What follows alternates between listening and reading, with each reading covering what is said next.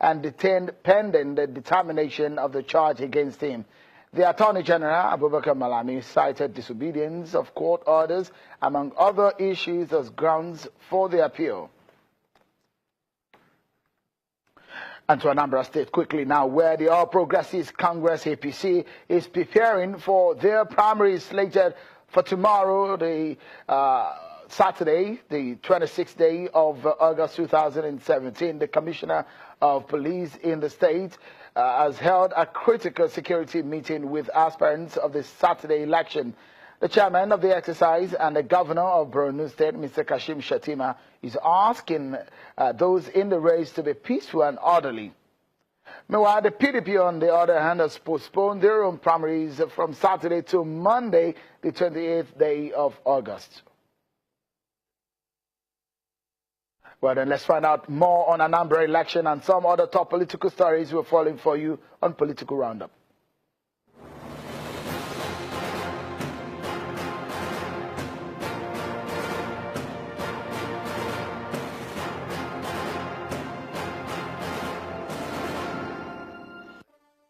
Anambra PDP Senator and the former Minister of Aviation, Stella Odua, is unhappy with the manner she's being treated ahead of the party's primary, now rescheduled to Monday, the 28th of this month. She has frowned at the conduct of the congresses. Held. Senator Odua held a press conference in Abuja today on the Anambra governorship race. And another chieftain of the People's Democratic Party in Anambra State, Mr. Linus Ukachukwu, is asking the leadership of the party at the national level to prevent external forces from destroying the party in the state ahead of the November 18 governorship election. At the news conference in Abuja, he insists that the party will do well in the state with the zoning of the governorship seat to the people of Anambra North Senatorial District. Ahead of the November 18 governorship election in Anambra State, the Action Democratic Party has signified its intention to contest the election with the presentation of certificate to its candidate, Mr. Reginald Okonkwo. Presenting the certificate in Abuja, the Deputy National Chairman South of the party, Mr. Najim Awodele, vows to wrestle power from the All Progressives Grand Alliance in Anambra State. This party is the party of promise that will bring a new chemistry to political development in Nigeria. The People's Democratic Party, PDP, is now making efforts at reconciling its members in the wake of a turbulent past few months. The party chairman, Senator Ahmed Makarfi, and some party leaders are in Ibadan to meet with prominent leaders of the PDP who have been restrained from the party as a result of irreconcilable differences arising from imposition of candidates during the last election. Party faithful and loyalists of former governors Rashidi Ladoja and Alawa Kala, Jumoke Akinjide and Sheyi Makinde are all present to receive the Makarfi National Working Committee. The consensus among the leaders who say they are ready to rejoin the PDP was the need for internal democracy and a level playing field for all aspirants to be freely chosen without imposition from any quarters.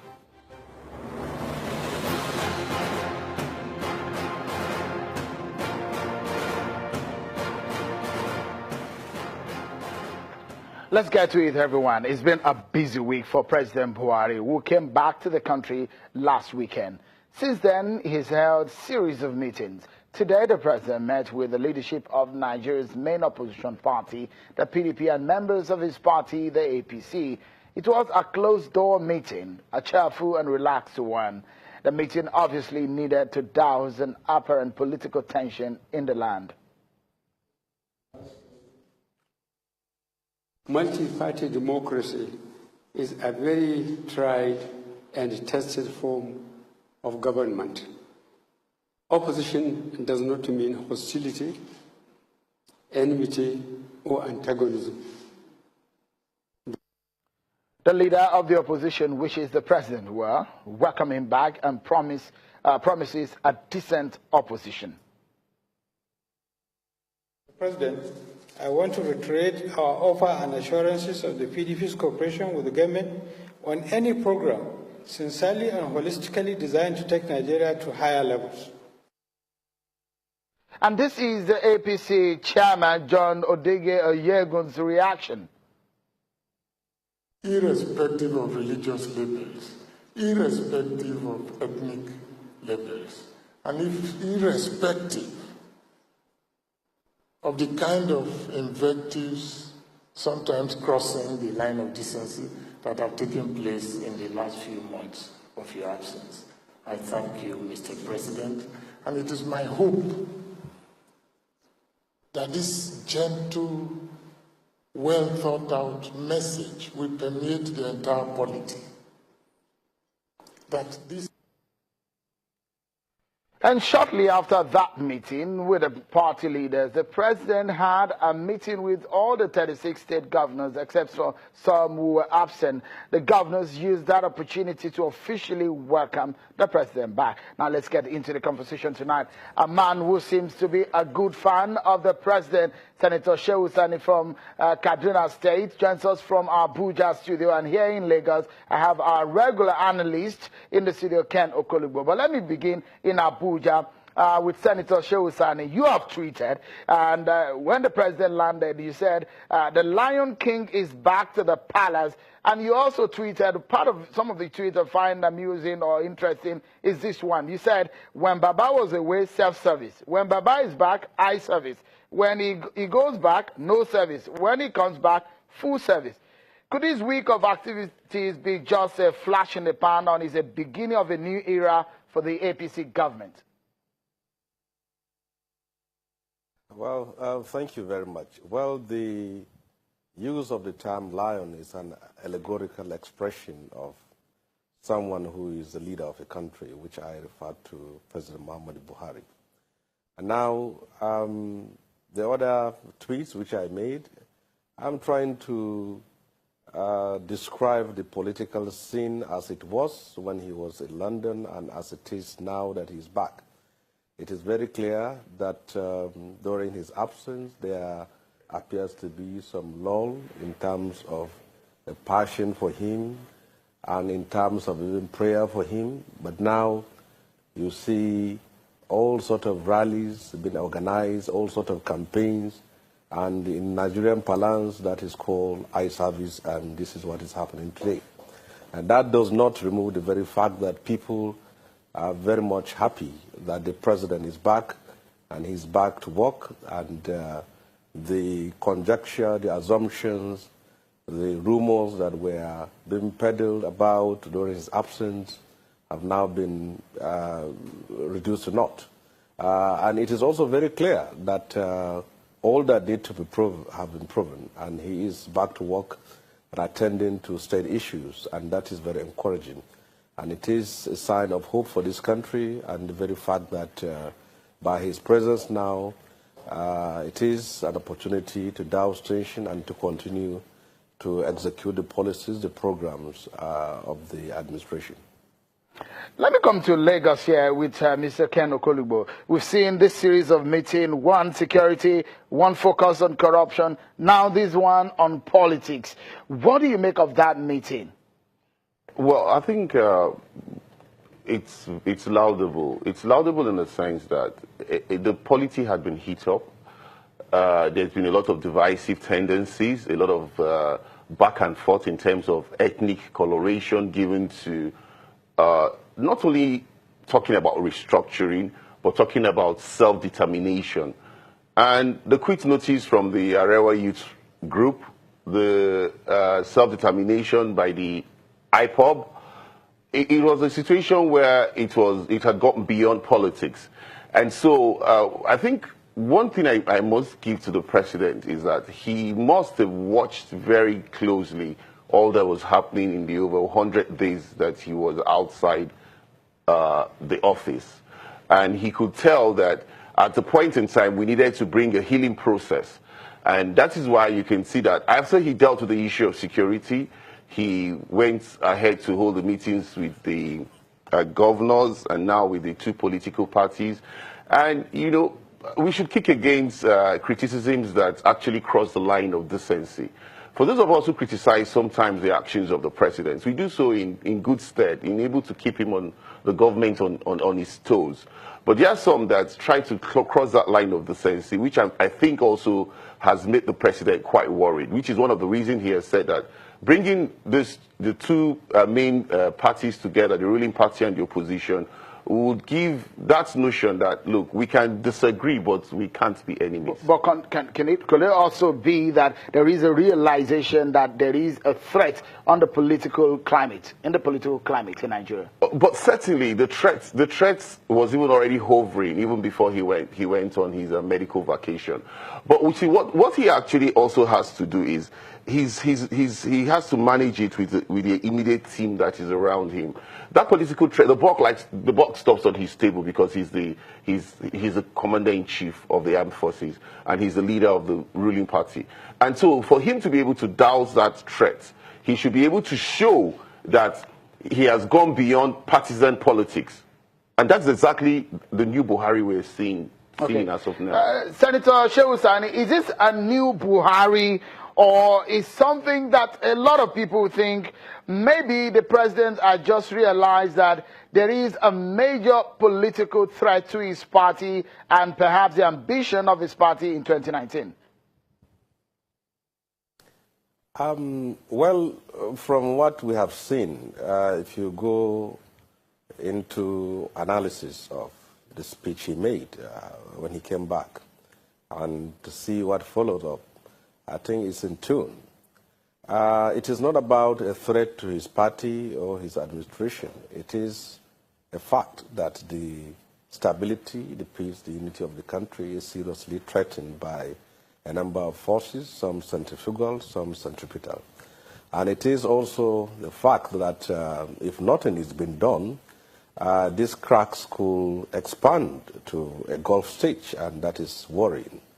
So the president's intervention, executive intervention, is about dousing tension, as you said earlier. It is also about sending a clear message to the political parties, both the ruling and the opposition, that they should put the country first. We need to have a country before we have an ambition, before we have an aspiration, before we also have the pursuit of power. So this is the first, from what I know, a president hosting two parties, all major parties, and then imploring them to put their differences aside and see to it that the country remains one.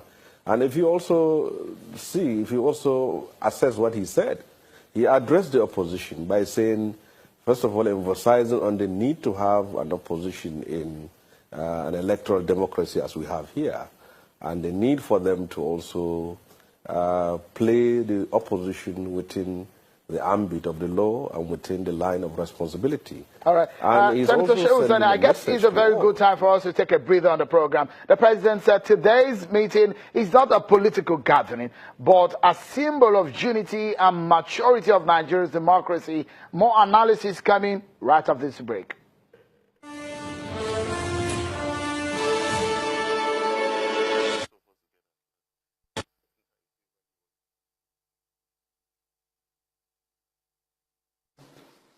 Mr. President, I want to reiterate our offer and assurances of the PDP's cooperation with the government on any program sincerely and holistically designed to take Nigeria to higher levels.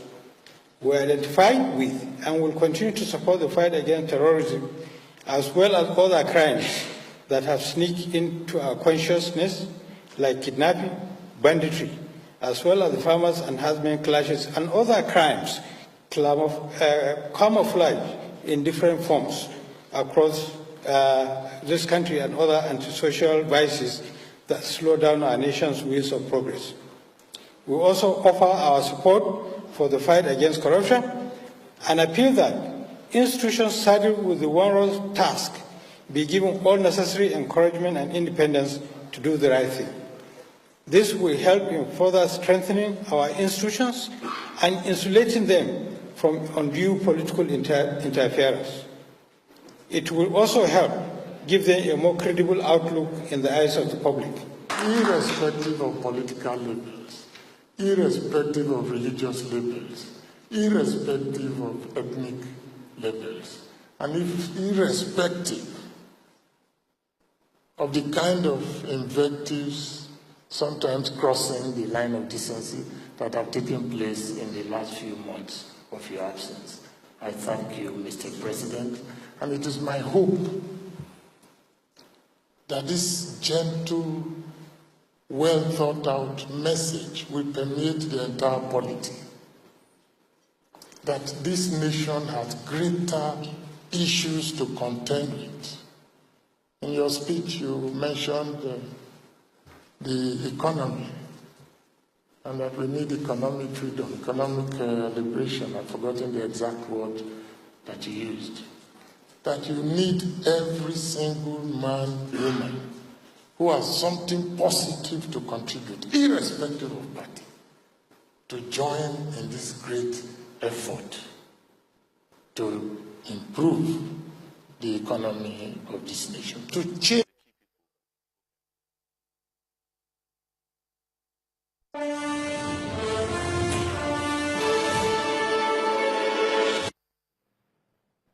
Welcome back, everyone. Opposition does not mean hostility, enmity, or antagonism. Democracy needs opposition, one which is vibrant but responsible. Those are President Buhari's exact words today when he had those two-faced meeting with the governors and the political leaders. But what is the margin between opposition and antagonism? We continue the discussion. I say hi, Senator Shehu Sani and our Abuja studio and Mr. Ken Okolugbo. Let me quickly come to Mr. Ken here before I go back to Senator Sani. As it stands right now, do you think that the PDP is a real threat to the APC come 2019? Well, certainly. The president would even acknowledge the fact that the PDP is a real threat. The PDP is a real threat because of some certain mistakes that were made by the president when he came on board. When the president came on board, he was too slow in appointing his ministers. It took him 6 months in appointing his ministers. It took him 1 year for him to have his own budget. And there were many promises that the president brought into his government that he has not been able to fulfill. If you notice, it's just only now that the Empower is having a semblance of a program. We're having just only 500,000 people. If this next portal goes through, that this is a program that they promised 3 million people. The school feeding program is only going on in 21 states, but it is not fully going on. The 25 million Nigerians that were promised a stipend of 5,000 naira, we have not been able to pay up to 1 million.